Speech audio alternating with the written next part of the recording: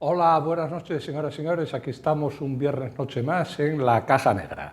Y estamos pues para presentar, para abordar un tema de actualidad a fondo, un tema que consideramos importante. ¿Cuál es el tema que hemos escogido para esta semana? Pues Gibraltar, sin más, sin adjetivos. ¿Por qué? Bueno, pues el debate del Estado de la Nación de la semana pasada, semana y pico, el profesor Tamames, pues bueno, entre las muchas cosas que dijo, una de ellas fue el problema de Gibraltar, que está ahí, que es la última colonia europea que hay en Europa, diríamos, y de europeos. Y bueno, el gobierno, vamos, la mayoría parlamentaria, pues se rieron y tal, Gibraltar otra vez, Gibraltar español. Yo después por la calle detecté que sí, también que había sonrisas, ¿no? Esto de Gibraltar, que más está, eso es un residuo del pasado que en todo caso no tiene importancia. A mi juicio vale pues poco o nada, pero de todos modos yo creo que tiene importancia por dos cosas, técnicamente diríamos, por así decirlo, por estar en un sitio, por eso están los ingleses ahí, no está en cualquier sitio. Si estuviese, no sé, no digo, pero si estuviese en un sitio no estratégico, pues seguramente habrían abandonado ese espacio.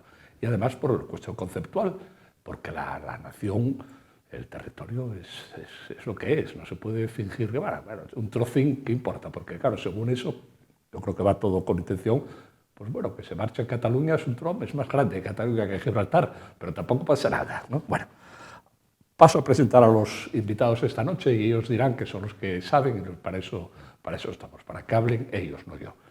En primer lugar, de izquierda a derecha, Javier González Vega, que es catedrático de Derecho Internacional Público de la Universidad de Oviedo. Bienvenido, tocayo. Buenas noches. Gracias por estar aquí. Muchas gracias más veces y esperamos abusar de tu amabilidad en otras ocasiones. Y en segundo y último lugar, tenemos dos en este caso, Gustavo Bueno Sánchez, que es filósofo, también fue profesor de la Universidad de Oviedo muchos años y ahora es presidente de la Fundación Gustavo Bueno. Bienvenido, Gustavo. Pues muchas gracias por estar otra vez aquí en ACTV. ACTV, bien, te veo muy anglo, ¿no? Sí, pero vamos a hablar de Gibraltar. Yo hace poco fui ahí al Corte Inglés a comprar un cacharro de estos de Apple y Apple TV, un código, y me dijo Apple TV, y yo no entendía cómo, Apple TV. Pero pues así, estamos invadidos no solo territorialmente, sino culturalmente, ¿no?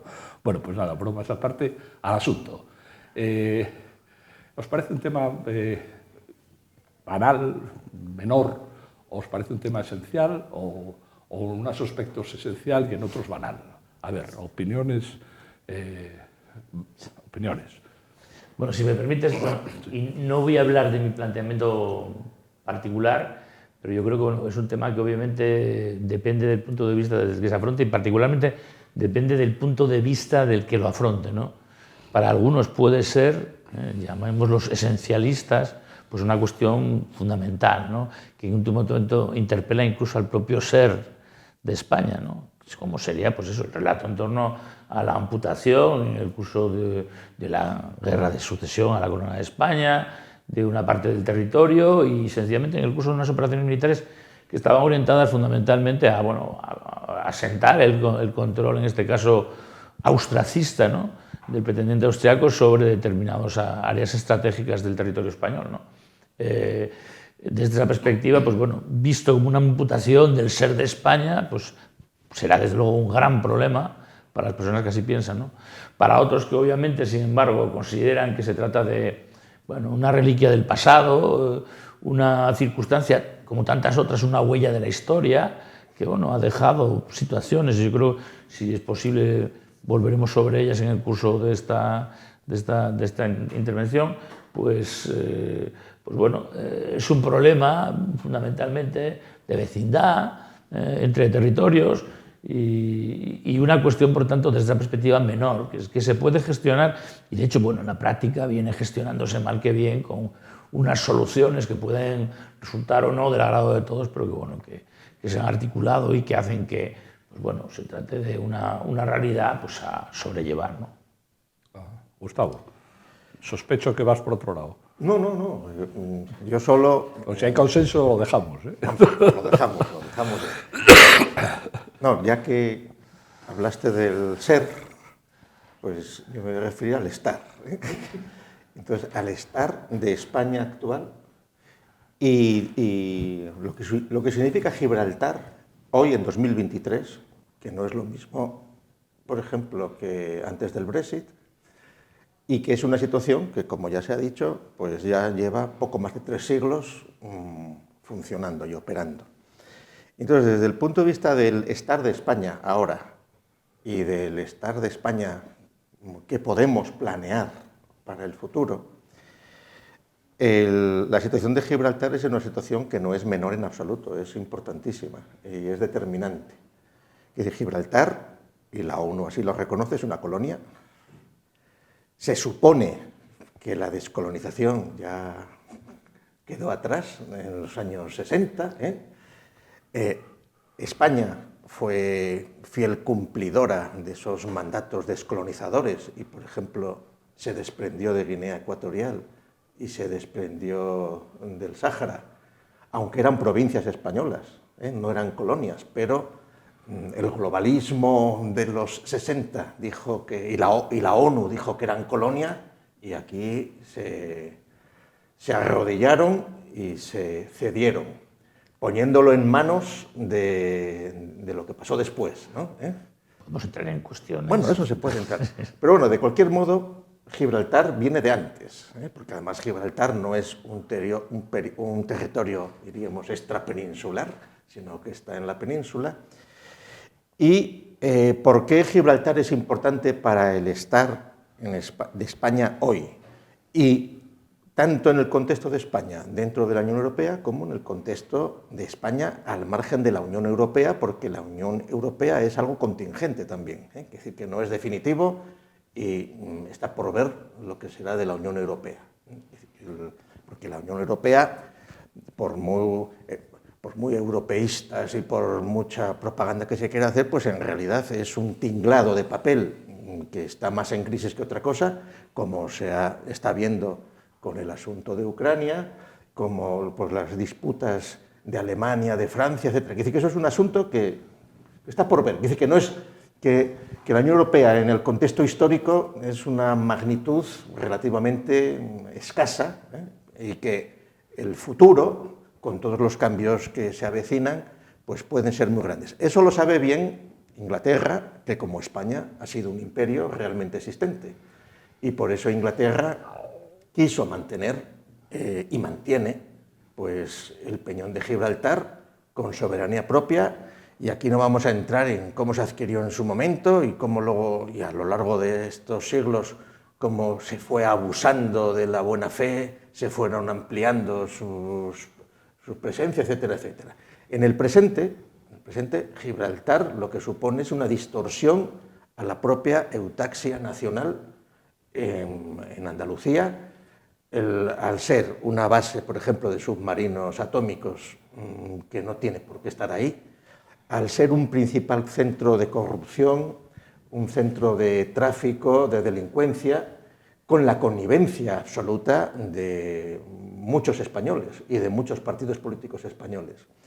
Es decir, es absolutamente vergonzoso pues, lo que está sucediendo con el trato que las autoridades británicas, porque es decir que no son gibraltareñas, Gibraltar es un apéndice de Gibraltar, quiere decir, Pichardo pues, es un alcalde, por mucho que le quieras llamar un primer ministro, ministro de la Roca, lo que sea, pero bueno, pues él es lo que es decir que son pues 30.000 habitantes, quiere decir que es el encargado de la nave. Con una situación muy interesante, que ya hablaremos después del Brexit, que eso cambia bastante las cosas. Porque mientras Inglaterra o Reino Unido fue miembro de la Unión Europea, pues se podía disimular con el asunto del europeísmo y una cosa tal. Bien, pero ahora la situación ya es distinta y está caliente, y a ver cómo se resuelve eso. Entonces, ¿qué sucede? Claro, la política durante el franquismo, o buena parte del franquismo, fue cerrar la verja y cortar las relaciones e incluso pues, posiciones maximalistas, que no era tanto por cuestiones de seguramente de una neurosis de la unidad nacional, porque ahí está Portugal, si nos ponemos en plan históricos, ¿no? Que esa unidad es puramente una construcción histórica, sino que lo que hay que analizar es por qué la Commonwealth, por qué el Reino Unido, por qué el hijo de su graciosa majestad, Carlos III, Su Majestad por antonomasia, los que toda la vida hemos vivido con ella, salvo ahora el último año, porque se empecinan y no están dispuestos, evidentemente, a llegar a un acuerdo sencillo o a una transmisión de la soberanía en el límite, ni siquiera pues, a una situación de Estado libre federado o lo que fuera, ¿no? ¿Por qué? Pues porque desde el punto de vista geopolítico y estratégico, Gibraltar es esencial para el Reino Unido. ¿Frente a quién? Claro, en su momento, en la época de la Guerra Fría, en buena medida era frente a Estados Unidos también. Es decir, que no hay que olvidar que buena parte de las disputas en el control del estrecho, pues había posiciones distintas en España, con las bases norteamericanas que tenían su control sobre el estrecho y con el control que tenía Reino Unido. Y entonces estas son cosas que recientemente las han estudiado, la propia Unión Europea las ha estudiado, y ahí las ha estudiado, por ejemplo, Lino Camprubí, en varias conferencias que se dieron en la Fundación Gustavo Bueno, que tienen el mayor interés sobre este asunto, pero donde lo bonito de aquellas conferencias y de aquel momento de la Unión Europea es que desde Alemania se auspiciaba que hubiera un entendimiento histórico entre Inglaterra y España. Entonces por eso crearon una comisión que era unos historiadores ingleses y un historiador español para poder tratar este asunto por la vía de lo interesante que fue la investigación en la Guerra Fría, pues de los sonares, de los submarinos, etcétera, etcétera. Pero claro, ahí quienes estaban en ese momento en competencia, en los años 60 y 70, era las escuchas que se hacían desde Rota y de las escuchas que se hacían desde Gibraltar y que eran contrapuestas y con tecnologías distintas y aunque teóricamente eran aliados, pero no, se mantenía su distancia Estados Unidos pero ha ganado Rota. Pero efectivamente, que sí, ahora en realidad, geoestratégicamente, claro, ya Gibraltar ya podría ser una magnitud despreciable. Claro.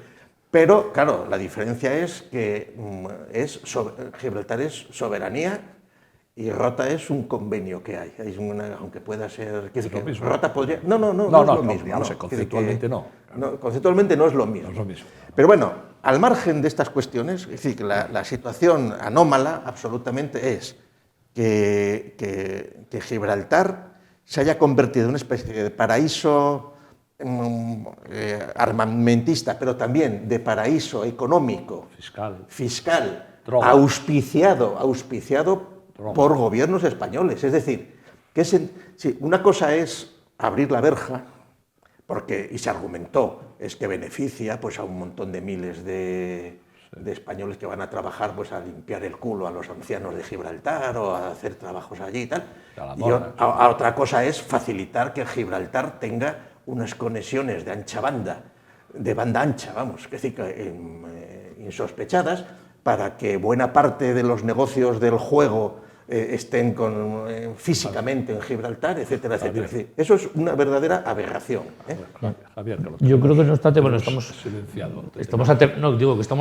aterrizando demasiado pronto sobre cuestiones que tienen que ver más que nada con la realidad actual y palpitante del Estado de España. Pero bueno, creo que de todas maneras, hombre, sería también interesante pues, incidir en algún momento en las cuestiones históricas como preludio a todo esto, ¿no? Sobre todo acerca de la anomalía, la supuesta anomalía que plantea Gibraltar en el contexto internacional, ¿no?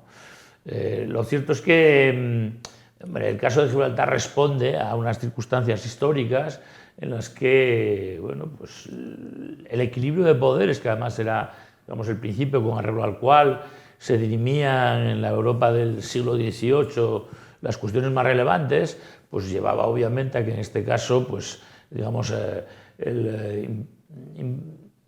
imprimir un castigo a España por su alianza con Francia a raíz precisamente del acceso al trono de de Felipe d'Anjou, pues conllevar obviamente la necesidad de establecer una serie de restricciones que en este caso, pues conviene recordarlo, pues se plasmaron de resultas de la guerra de sucesión en la pérdida por España no solo de Gibraltar sino de Menorca. La isla de Menorca, de hecho, hasta 1783, en virtud de lo dispuesto en el Tratado de Utrecht, quedó en manos británicas, ¿no? Lo que ocurrió es que aquí, sin embargo, pues la suerte de las armas permitió que tras una breve reconquista, en este caso por parte de Francia anterior, finalmente, también en este caso un militar francés, conseguirá en el reinado de Carlos III pues, recuperar la isla para España.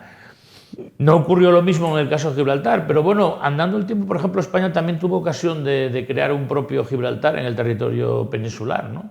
Con la conquista de Olivenza en la Guerra de las Naranjas con Portugal, con la ayuda en este caso de Napoleón, no conviene olvidarlo, ¿no? Y esa amputación territorial de Portugal se ha prolongado hasta la fecha.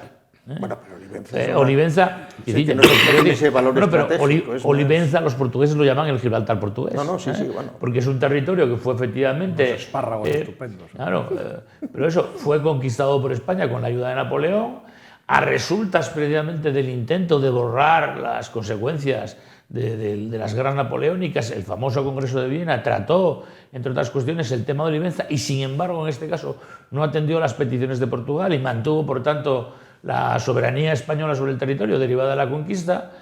Y quiere decir que, bueno, esto revela que este honor nacional mancillado, pues bueno, puede ser obviamente planteado por otros estados y en este caso a la recíproca Portugal. Y la consecuencia de todo ello es que incluso hasta el día de hoy, pese a las buenas relaciones entre los dos estados ibéricos, lo cierto es que hay un sector de la frontera hispano-portuguesa que no está definitivamente demarcado, porque precisamente las autoridades portuguesas se niegan a reconocer el hecho de la pérdida de Olivenza. O sea, esta es una cuestión real y que sigue ahí, ¿no? Por tanto, lo que demuestra que a veces cuando también nosotros vamos con esto del honor herido, es que la situación de España, es que España ha visto amputada su integridad territorial, bueno, otros también se pueden doler de lo mismo, ¿eh? Y ya no voy a entrar para ello no seguir con ejemplos históricos, en el caso de Niza, un territorio precisamente que también, en este caso en el siglo XIX, fue anexionado por Francia en contra, obviamente, de la voluntad del reino, entonces todavía reino de Piamonte-Cerdeña, que era el titular de la ciudad, ¿no? Quiere decir que estos cambios se han producido, estas modificaciones y estas... Lo sabes mejor que yo, las fronteras europeas son casi una broma. Claro. ¿Dónde están las fronteras de Alemania o de Polonia? No, vamos, se han movido... Hombre, las de los imperios centrales que se llamaban, eso ha sido... Pero bueno, fluido. Pero por ir al caso, sí es cierto que en el caso de las fronteras ibéricas, por ejemplo, son relativamente estables, son relativamente notorias. Pues eso, los grandes cambios en la frontera francesa tuvieron lugar en el siglo XVII, estamos hablando de la paz de los Pirineos. El cambio con Portugal, en este caso, el único notable, puesto que la frontera, el resto era plena y consolidada desde el siglo XV. Estamos hablando del cambio de Olivenza y obviamente estamos hablando del caso de Gibraltar por lo que respecta a nuestro país, ¿no? La cuestión estriba en que, lógicamente, esa situación que es, ya digo, el albur de las guerras y era una cuestión absolutamente asumida por los estados, ¿no? Las cicatrices que poseen los estados son el resultado precisamente de esos devenires históricos.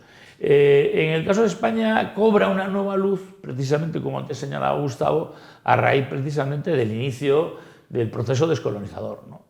De suerte que lo que era una situación anómala, ciertamente, en el conjunto europeo, obviamente experimenta su, digamos, aproximación desde una nueva perspectiva, el derecho de la descolonización. Ahora bien, conviene recordar que en sentido propio, cuando se plantea, obviamente, la agenda descolonizadora y cuando se inicia, porque fue además el primer decenio para la descolonización en el año 60, con la proclamación del derecho de los pueblos coloniales a la libre determinación y a la independencia, obviamente se está pensando en situaciones muy diferentes.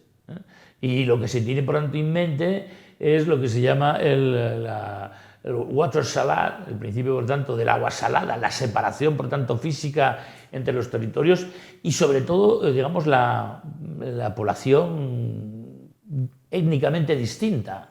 Esos, por tanto, son dos elementos fundamentales que conforman, digamos, el ideal descolonizador, ¿no? Y desde esa perspectiva es evidente que el concepto de colonia no es, en principio, en una primera aproximación, susceptible de ser aplicado a Gibraltar. Los llanitos son andaluces, ¿eh? Claro. Bueno, por eso... Étnicamente, étnicamente hablando, son una población cosmopolita, ¿no? Es, por cierto, curioso... O sea, y también, Pichardo es francés y está casado con una francesa. Hay de todos. Hay población, yo además, bueno, si me permitís, preparando precisamente mi intervención, leía precisamente acerca de la heterogeneidad de la población. Por ejemplo, hay población de origen menorquino que se trasladó precisamente durante el periodo de la ocupación británica, puesto que eran súbditos de la corona británica, se trasladaban de un lugar a otro, porque en aquel momento, digamos, era más floreciente la economía gibraltareña que la economía menorquina en el siglo XVIII. Hay muchos malteses, que en este caso también Malta a partir del siglo XIX pasa a ser una dependencia británica y por tanto se trasladan, y muchos efectivamente son de origen maltés, pero hay también población judío-sefardita y obviamente población árabe. En el caso además de la población... Y catalanes. Sí, en el caso, por ejemplo, de la población judío-sefardita, permitidme, es interesante recordar que las previsiones del Tratado de Utrecht, esa previsión de la cual España cede el puerto y el castillo de Gibraltar, sin jurisdicción alguna, dice, en esas previsiones también se establece, en el mismo artículo 10, que Su Majestad Católica considera que no debe permitirse, y así lo ruega Su Majestad Británica, la presencia de judíos y de moros en el territorio. Y tanto es así que, en virtud de esa disposición del Tratado de Utrecht, al poco de procederse a su aplicación, los responsables británicos del enclave atienden las peticiones de Su Majestad Católica y proceden efectivamente a la expulsión de judíos y moros del enclave. Cosa que, sin embargo, luego no han cumplido, como ha demostrado el hecho de que incluso la presencia judía es muy significativa, y un ministro principal, que lo fue durante muchos años, Sir Joshua Hassan, era obviamente un prestigioso abogado judío del gibraltareño, ¿no? Pero de aquello era una cuestión religiosa fundamentalmente, que 100 años después, o 100 años después de aquello, los británicos lo aprovecharon porque Gibraltar se convirtió en el principal foco de expansión del protestantismo en España. Eso lo utilizaron, quiere decir que no estaba previsto, y eso planteó muchos conflictos mediados del siglo XIX, quiere decir, porque la propaganda luterana, anglica, ¿no? Pues suya, pues desde Gibraltar fue absolutamente muy activa, jugando ya, pues, y ahí...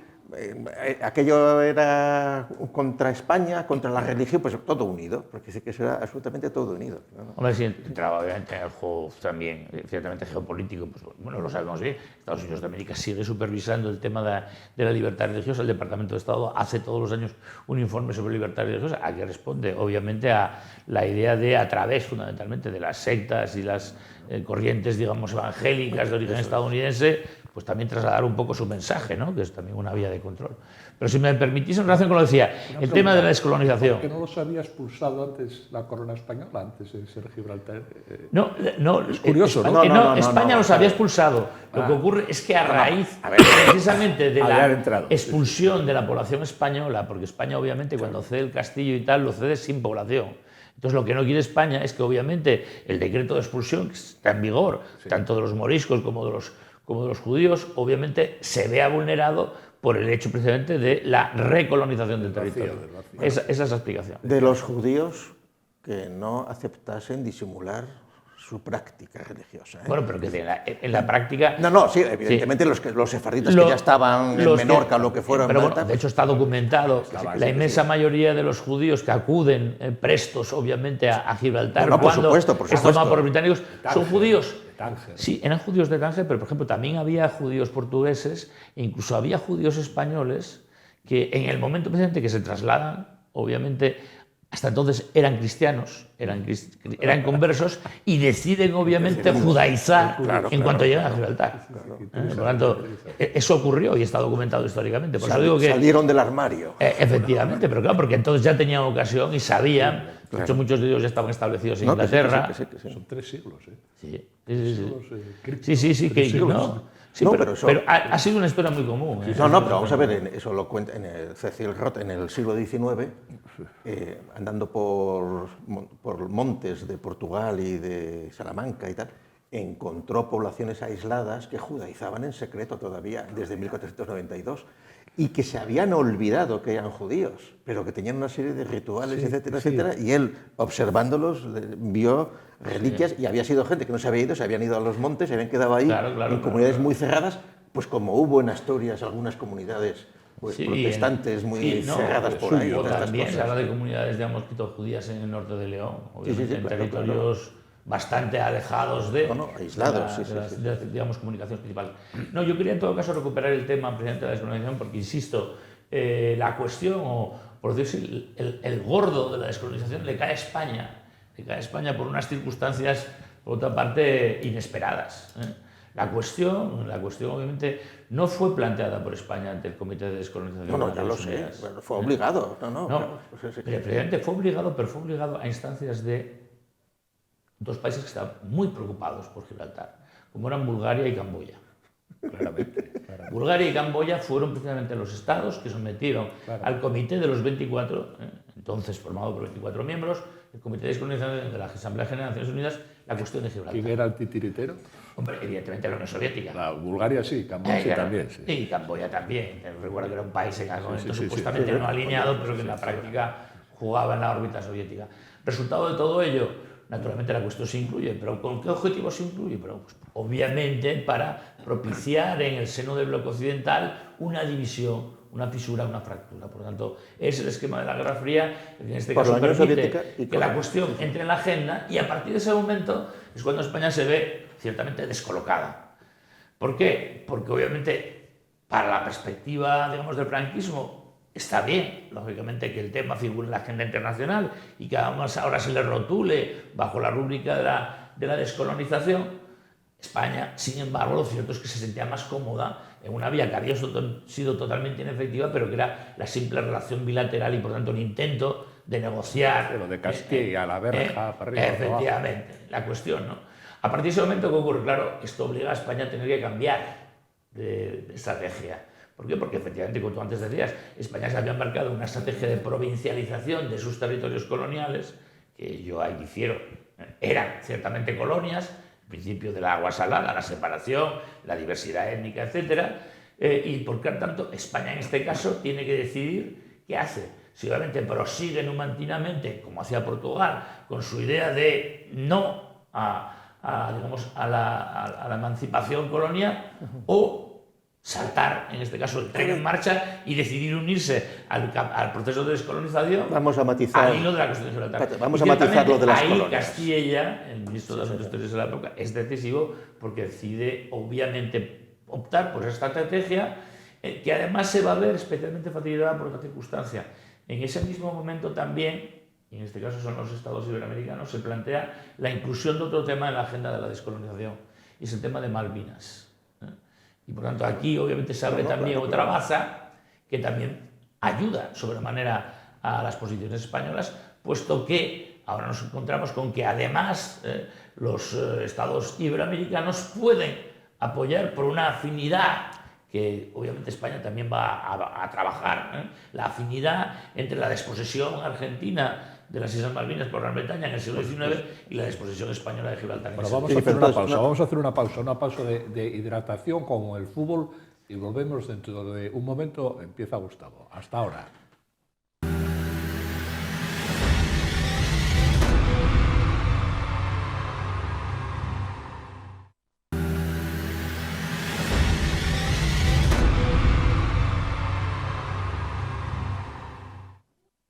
Bueno, pues ya estamos aquí de nuevo, de vuelta de la pausa de hidratación, y no es broma, yo estoy aquí hidratándome para el catarro. Estamos de vuelta a la pausa y tenía la palabra Gustavo. Gustavo, bueno, iba a decirnos, adelante. Yo voy a hacer dos precisiones o dos comentarios a la interesantísima explicación que el profesional del derecho internacional ha ofrecido sobre este asunto público. La primera es con respecto al peso de la historia en estas cosas y dónde cortamos.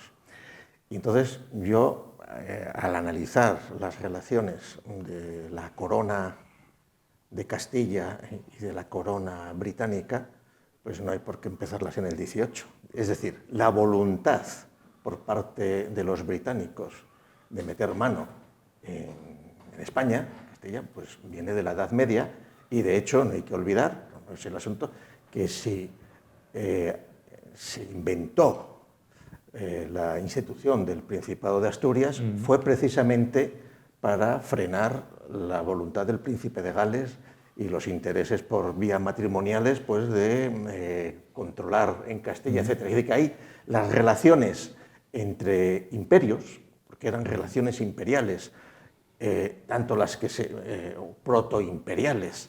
En el caso de España ya se utilizaba, como es bien sabido, el rótulo de emperador, desde tiempo Alfonso antes. X, No, antes, mucho antes que Alfonso X. Entonces, ¿qué sucede? Pues que en esos contextos, las políticas, por ejemplo, que se adoptaron entonces frente al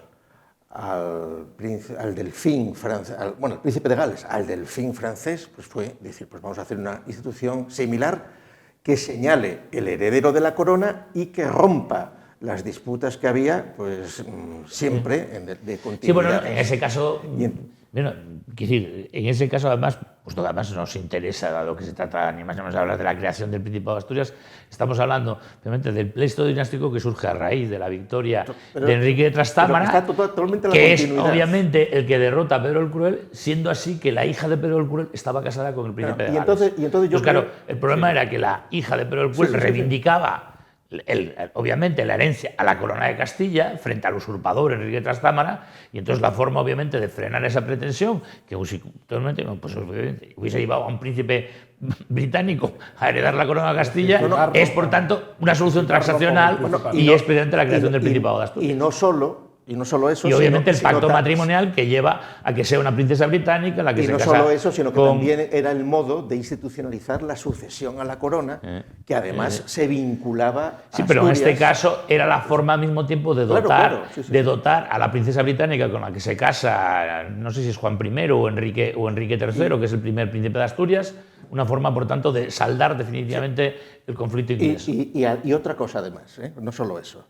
Reivindicar la institución de la monarquía en España hasta Pelayo, es decir, convertirte en la monarquía institucionalmente más antigua de Europa, más antiguo que los franceses y más antiguos que los ingleses, que todavía se mantiene en el protocolo internacional, es decir, que es más antigua la monarquía española que la inglesa. Bueno, pero al margen de eso, y sí hay que mirar a la historia, porque la historia es la que va a estar en todas las justificaciones de lo que se vaya a hacer política. Sí, pero esa misma historia demuestra también los devaneos, porque decir que en ese periodo histórico, pues obviamente la corona de Castilla a veces es aliada de Francia, de hecho lo fue durante mucho tiempo, otras veces establece alianzas con Inglaterra. Ahí hay un cambio radical que tiene que ver con lo que sucede después de la Revolución Francesa y que sucede con lo que es el nacimiento de las naciones políticas, de los estados nacionales, etc. Hay un reajuste que en buena medida, como es bien sabido, en España lo provoca la invasión napoleónica, etc. Claro, bien es verdad que Inglaterra todavía se mantiene en el antiguo régimen, es decir, Carlos III es el papiso de la Iglesia anglicana, es decir, ellos todavía no han hecho una revolución liberal al margen de que se presenten como... El jefe de la masonería. Bueno, claro, de la británica. Bueno, entonces, el segundo matiz que quiero introducir aquí muy brevemente, lo de la colonia. Cuando se habla, por ejemplo, hay un sentido de colonia anterior al siglo XIX y posterior. Es decir, no se puede hablar que España en América fue una situación colonial.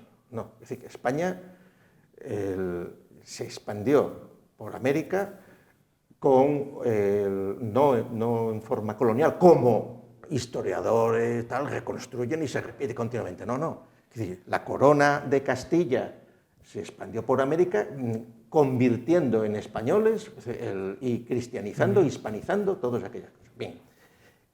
Efectivamente, el asunto de Guinea Ecuatorial y del Sáhara son resultados del neocolonialismo que los imperios centrales se organizan en el siglo XIX. Y entonces en los repartos quedan ahí esas situaciones. Pero precisamente la voluntad de los gobiernos españoles en los años 50 de crear provincias es reconocer a los saharauis y a los guineanos como españoles de pleno derecho, se crean institutos y se introducen representantes en las Cortes españolas del Sáhara y de la provincia de Guinea Ecuatorial. Es decir, formalmente, y tampoco se puede decir que eso fuera una estrategia contra los procesos descolonizadores. Es decir, eso... Hombre, si tenemos en cuenta... tenemos en cuenta obviamente que la estrategia en realidad había sido iniciada por Portugal y en España en este punto... Claro, pero España estaba absolutamente marginada por las cuestiones de la Guerra Fría y del... Y, hombre, y si también tenemos en cuenta, si me permites, que de lo que se trataba a través, obviamente, de la estrategia de provincialización, era decir que la integridad territorial de España se veía puesta en cuestión si se cuestionaba y se pretendía separar esos territorios, esas provincias españolas del conjunto de la patria española, ¿no? Por tanto, en esa perspectiva se creía que con esa vía se establecía un valladar frente, obviamente, a la ola descolonizadora. Pero que no era fachada, es decir, que era una voluntad efectiva de ecualizar las instituciones que había al ser provincias, pues creando en el año 62, creo que empezó a funcionar el primer instituto de bachillerato en Guinea Ecuatorial, donde estudió mi amigo Cruz Melchor Ayachama en la primera promoción, etcétera, etcétera, y que luego los traían a formar Yaquita, que falló del proyecto que, por ejemplo, Carrero Blanco había hecho en Guinea para el 12 de octubre del 68 darle independencia.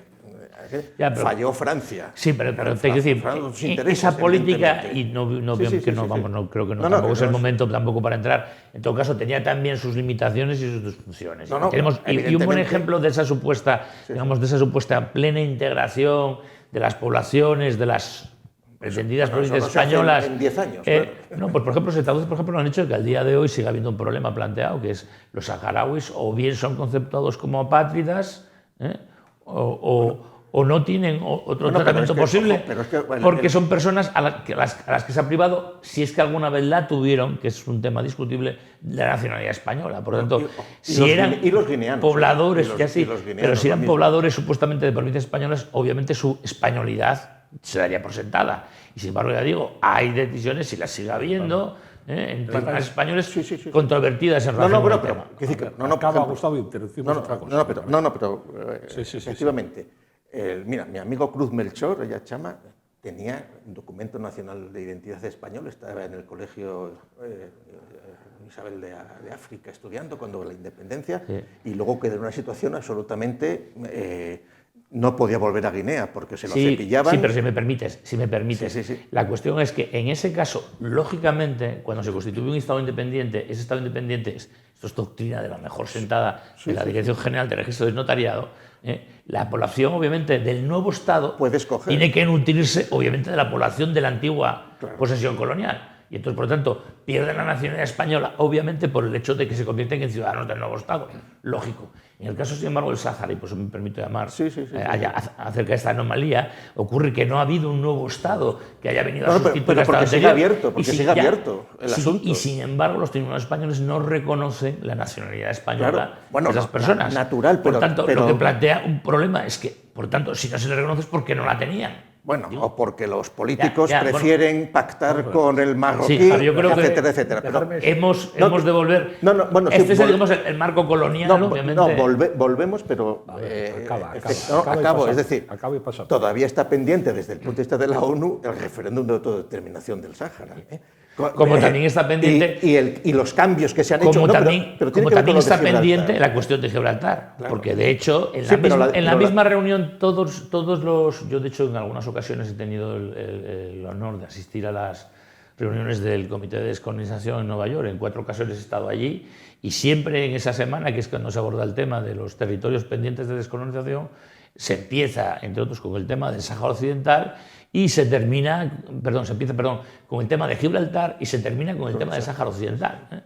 siendo así que además en el tema de Gibraltar España interviene, llamémoslo, activamente, por lo menos realiza las interlocuciones de rigor, también lo hace el ministro principal de Gibraltar, Fabián Picardo. Al término, sin embargo, en los 10 últimos días de sesión, cuando se aborda el tema del Sáhara Occidental, el representante español desaparece y nada. Sí, pero no se deja caer por allí de ninguna manera. Bueno, pero entonces, volvamos a lo de Gibraltar. Todo esto es para argumentar de la siguiente manera. Que el asunto de Gibraltar, que efectivamente se puede analizar desde una perspectiva histórica y que hay que tenerla presente, porque no es parte de la nada, sin embargo, la política actual de España con respecto a Gibraltar, después del Brexit, cambia cualitativamente. Es decir, si Gibraltar hoy mantiene una situación de privilegio favorecida por partidos políticos españoles, por los mayoritarios, en términos de un abuso absoluto de autoridad con respecto a lo que es el tráfico de drogas, el tráfico en la corrupción, etcétera, etcétera, es porque se permite. Es decir, Gibraltar perfectamente, España podría tener, si no fuera un gobierno entreguista absolutamente, como se ha visto por otra parte, sea por las filtraciones de Pegasus en los móviles, sea lo que sea. Es decir, los cambios de políticas que ha hecho el PSOE con Sánchez, por ejemplo, con respecto al Sáhara, con respecto a la política con Marruecos, etcétera, pues evidentemente no permite suponer que con respecto a Gibraltar no se va a hacer más que agachar la cerviz a lo que se quiera. Y entonces, al margen... Yo creo que me toca a mí, aprovecho y me cuelgo, abundando lo que estés diciendo. Yo creo, bueno, lo sabéis mejor que yo, ¿quién era el abogado, el bufete, que representaba los intereses del Macén, de la corona, digamos, de Marruecos, del rey Hassan, en la Marcha Verde, en esos momentos? José Luis Ruiz. José Luis Ruiz, muy bien. Ministro laureado de... O sea, aquí el problema es que tenemos un enemigo en casa. Evidentemente. Y entonces, ahora, yo creo que Gibraltar no es una colonia inglesa ya. A los ingleses les da igual Gibraltar. Bueno, la parte militar quizá, unos submarinos, pero fundamentalmente Gibraltar es una colonia de mafia española. Bueno, no. Que la está utilizando para sus intereses. No, vamos a ver, no. Eso es un error de perspectiva. Gibraltar es un territorio soberano del Reino Unido. Ojo. Donde tiene un alcalde llanito, que es Pichardo, y un funcionamiento. Y donde a ellos fundamentalmente les interesa, desde el punto de vista estratégico, lo que es Gibraltar, como un espacio ahí que marca un espacio fundamental desde el punto de vista político-militar. Y que para mantener eso encuentran elementos corruptos españoles que están encantados en beneficiarse de los negocios que se pueden hacer ahí. O sea, yo lo vería al revés. No voy a hacer calificaciones tan gruesas. No debes hacerlas porque eres funcionario en activo. Yo soy jubilado. Ya veo, porque... pero otras cosas porque obviamente... poético del término. Como decimos en derecho secundum allegata e probata partio, ¿no? O sea, según lo alegado y probado, ¿no? Obviamente, a mí me quedaría la cuestión fundamentalmente de la prueba acerca de, efectivamente, cuáles son...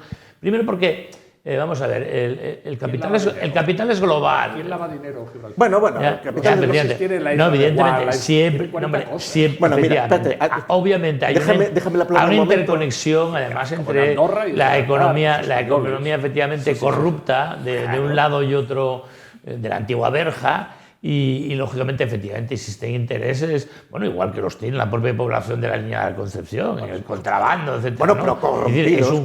Por eso digo que es un ecosistema que vive, obviamente, de la circunstancia de la frontera. Bueno, sí, pero por el mismo argumento tendrías que permitir el narcotráfico gallego que hubo. No es que beneficia a la población, tal. Bueno, claro, no. Pero grandes héroes locales. Pero ciertamente respecto de eso posiblemente también hay un cierto grado de tolerancia. No, absoluto, connivencia. Es decir, vamos a ver, la situación... mi posición... Ahora, partner. Mira, es un negocio a dos partes. Lo que a mí me parece que, o sea, desde el punto de vista de los intereses nacionales de España, si lo que no hay por qué permitir graciosamente es a los británicos tener ahí el tinglao que tiene. Es decir, bastante se cedió con el aeropuerto, con no sé qué, bueno, todas estas cosas que son bien sabidas, ¿no? Bastantes trampas, bastantes cosas. Ahora, la situación actual...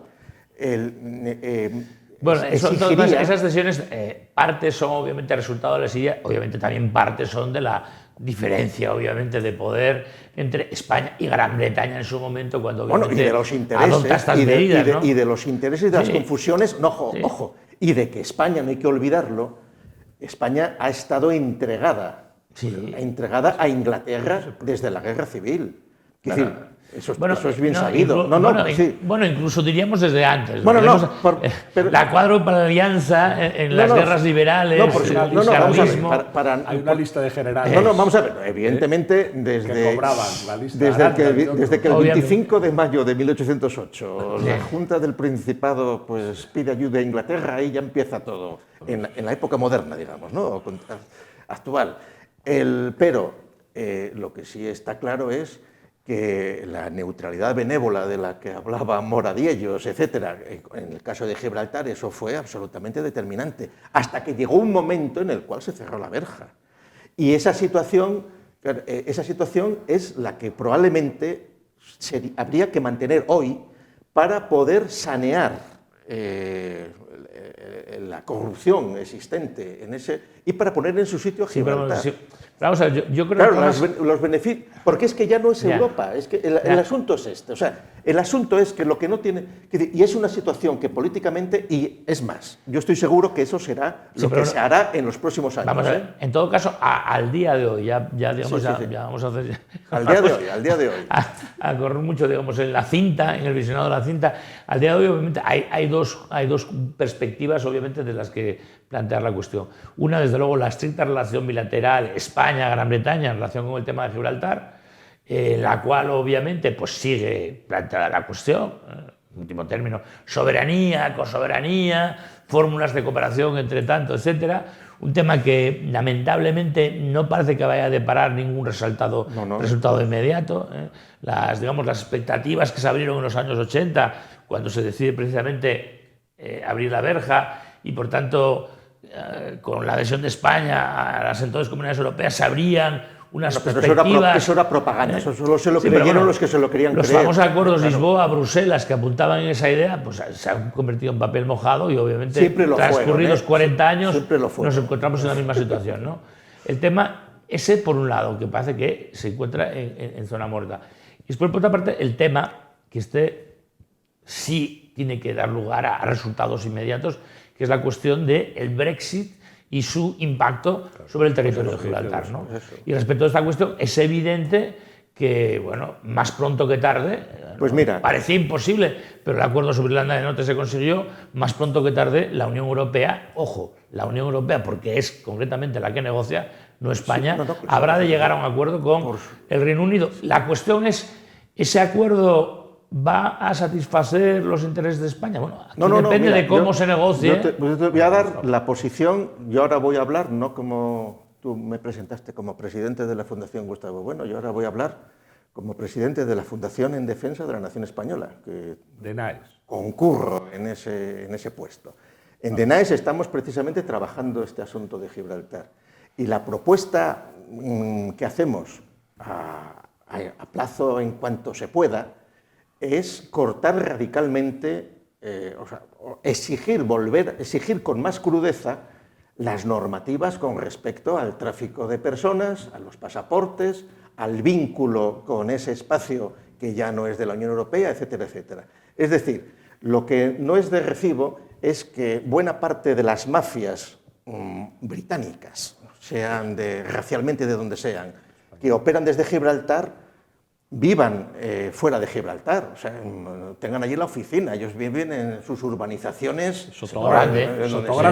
Claro. Entonces, eso... Un ministro principal vivía en Sotogrande. Sí. Aunque no vayas a resolver nada, porque no es una cuestión, vamos a ver, hay fincas en Andalucía bueno, las fincas más grandes de España Wellington, son propiedad de británicos. Wellington, Pero bueno, pero vale, pero es propiedad privada dentro de una soberanía nacional. Vale, entonces y dan su trabajo y, por ejemplo, para que veáis lo divertido de las cuestiones, nuestros amigos de Posmodernia de Córdoba, por ejemplo, si tienen buena relación con el partido, bueno, con el grupo conservador en la Unión Europea, es a través de un club que hay en Londres, que es la Sociedad Taurina de Londres, que son británicos de toda la vida, pero taurinos fetén, y que todos los años van a Córdoba y que están enamorados de Córdoba, que hacen más vida social en Córdoba que en Londres, como es natural, por otra parte, como es lógico. Y entonces, quiere decir que ahí los tráficos y la permeabilidad es absoluta. Pero el modo de lograr que Gibraltar, como, digamos, anacronismo geopolítico militar británico, ahí, que en el contexto de fuera del Brexit adquiere un mayor protagonismo también frente al resto de la Unión Europea, es simplemente volver al cierre de la verja.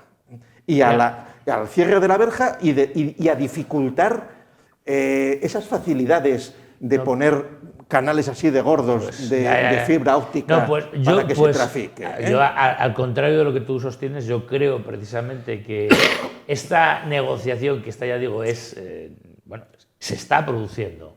De hecho, todavía a principios de este mes se hacía referencia a los últimos, digamos, pormenores del proceso negociador.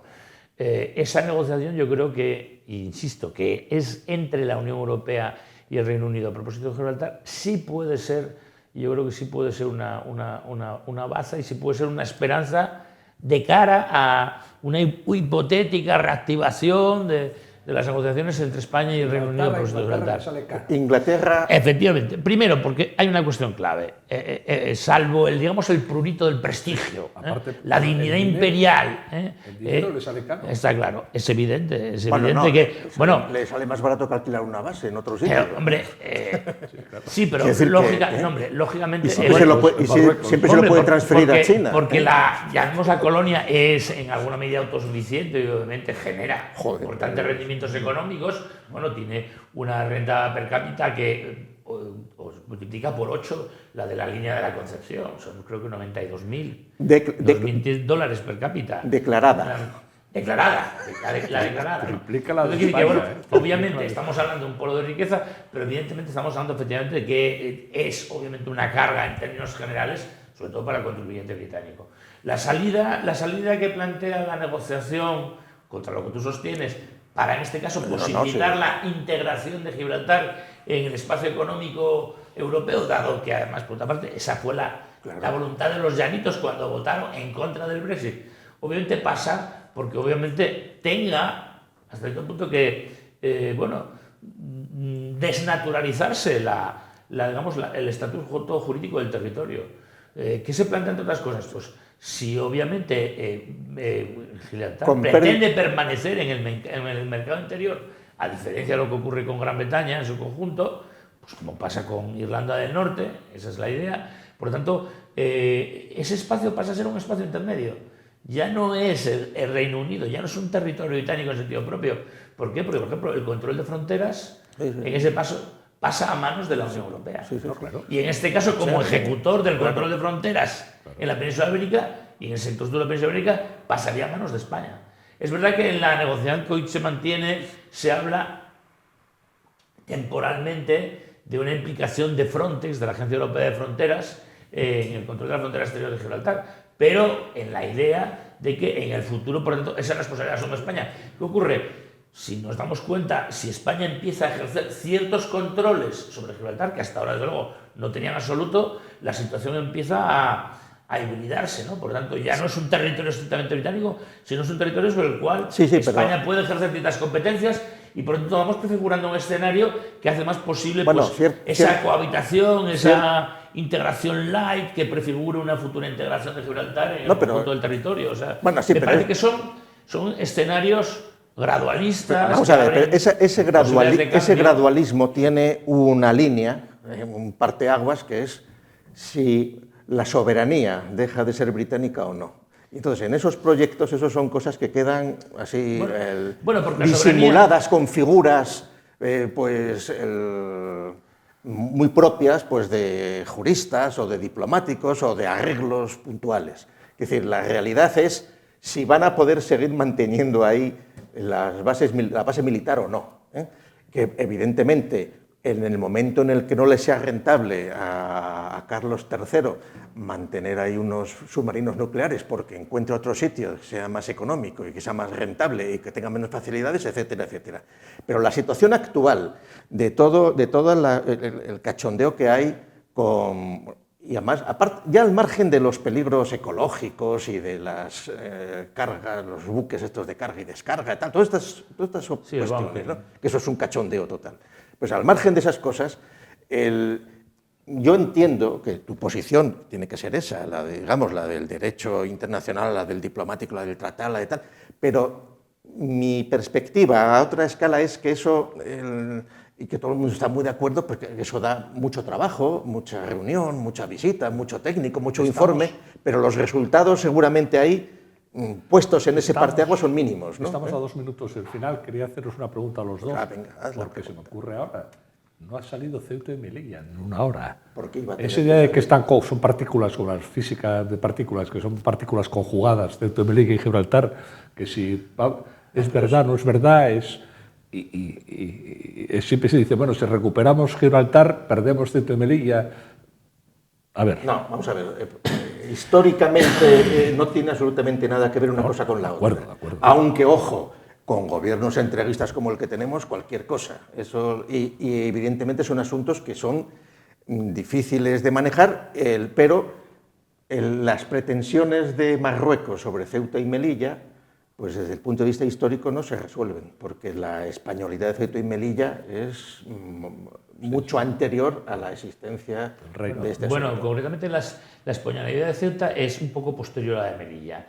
Porque concretamente Melilla se conquista en 1498 Pedro de Estopiñán, en cambio Ceuta es el resultado de que el gobernador portugués en 1640 decide pasarse al bando español y lo quiere una ciudad portuguesa, que por eso lleva la bandera de Lisboa, es el pendón de Ceuta, decide pasarse con armas y bagaje a España. Y por tanto, pero están conjugados. Sí, pero los efectos del argumento, es decir, el reino de Marruecos como Estado, pues es un producto. Por tanto, Ceuta es 60 años antes que Gibraltar sea británica, Ceuta es española. Como Estado o como reino es del otro día. Claro, puedes ir hasta hacia atrás lo que quieras, pero en la práctica Marruecos es muy reciente, o sea que es muy posterior, claro. Sí, por eso, pero que se están mezclando tipos de reivindicaciones, porque entonces es el argumento que se decía al principio, es que Gibraltar es un puntito en el mapa que molesta. No, eso es una chorrada, totalmente, o sea, porque por la misma razón habría que plantear el asunto de Andorra, que fíjate tú que también es peculiar, el asunto de Andorra. Otro paraíso fiscal. Otro paraíso, sí, pero que además que depende del obispo y de Francia. Pues el cachondeo, ¿no? Bueno, me dicen que agotamos el tiempo, así que perdonad que os corte así a lo bruto, bruscamente. Otra vez será. Gracias a los dos. Yo creo que aprendimos, yo por lo menos aprendí mucho y los que nos ven también. Gracias a los dos, insisto, y gracias a ustedes por vernos. Hasta el próximo viernes.